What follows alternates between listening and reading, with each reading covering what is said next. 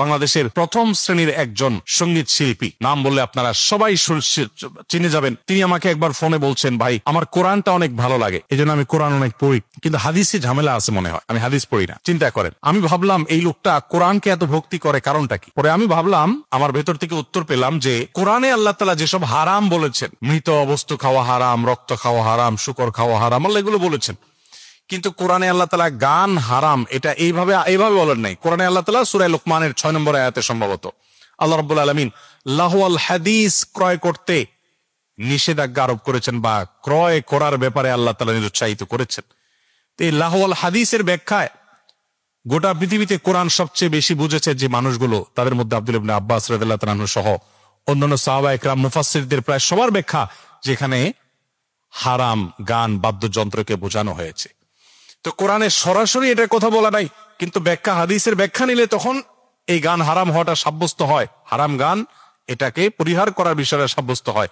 তো তিনি যেহেতু পেশায় একজন সঙ্গীত শিল্পী, তার কাজটাকে হালাল রাখার জন্য কোরআনের ওই সংক্ষিপ্ত যে ইনিশিয়াল নির্দেশ, এটা তার জন্য একটু হেল্পফুল হয়, এই জন্য তিনি কোরআন মানেন, তিনি হাদিস মানেন না।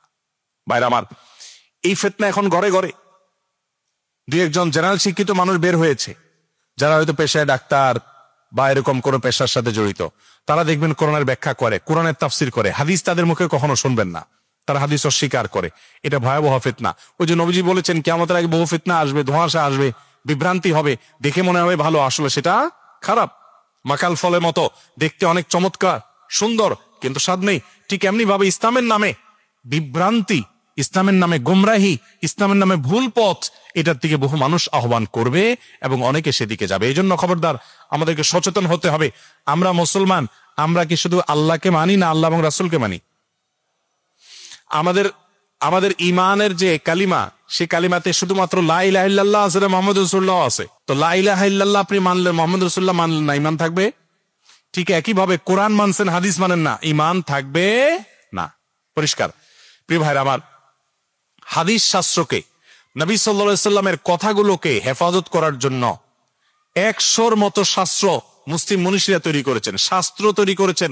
এক এক শাস্ত্রে শত শত হাজার হাজার ভলিউমের বই পুস্তক লেখা হয়েছে। যারাই বলেছেন রাসূলের হাদিস, তাদের জীবনীকে সংরক্ষণ করা হয়েছে, সত্য অসত্য সেটা যাচাই করা হয়েছে। মুহাদ্দিস, হাদিস বিশারদ এটা যুগ যুগ ধরে করেছেন, আমরা অনেকে জানি না।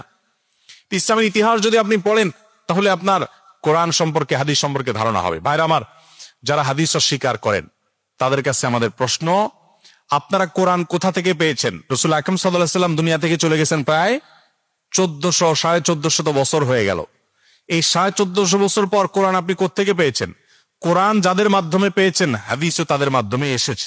যেই চেইন দিয়ে কোরআন এসেছে, সেই একই চেইন ধরে হাদিসও এসেছে। তো কোরআনের চেইনটাকে আপনি যদি স্বীকার করেন আর হাদিসেরটাকে অস্বীকার করেন, তাহলে এটা হবে স্ববিরোধী কাজ।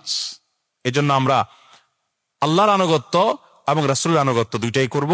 আর দুইটা কোনটা একটা সাংঘর্ষিক নয়, বরং রাসূলের আনুগত্যটা আল্লাহর আনুগত্যের সহায়ক। আল্লাহ আমাদেরকে বুঝার তৌফিক দান করুন।